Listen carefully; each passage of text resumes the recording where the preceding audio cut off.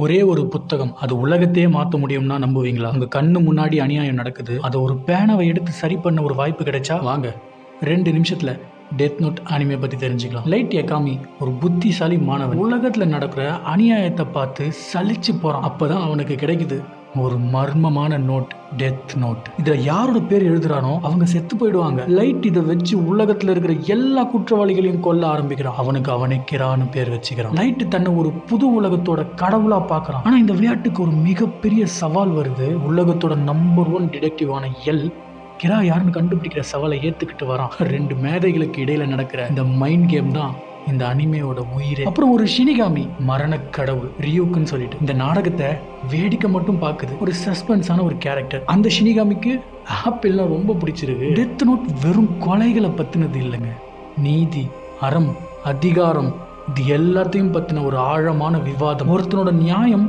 இன்னொருத்தனுக்கு அநியாயமா எப்படி மாறும். ஒவ்வொரு எபிசோடும் ஒரு புது ட்விஸ்ட்.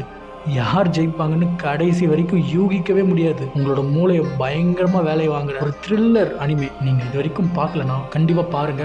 37 எபிசோடு தான் இருக்கு. ஆல்ரெடி பார்த்தவங்க உங்களோட கருத்துக்களை கமெண்ட்ல சொல்லுங்க. அப்புறம் என்ன, வீடியோக்கு ஒரு லைக்கை போட்டு சேவ் பண்ணி நிறைய அனிமே மூவி பார்க்குற உங்க ஃப்ரெண்டுக்கு வீடியோவை ஷேர் பண்ணி விட்டுருங்க. டாடா.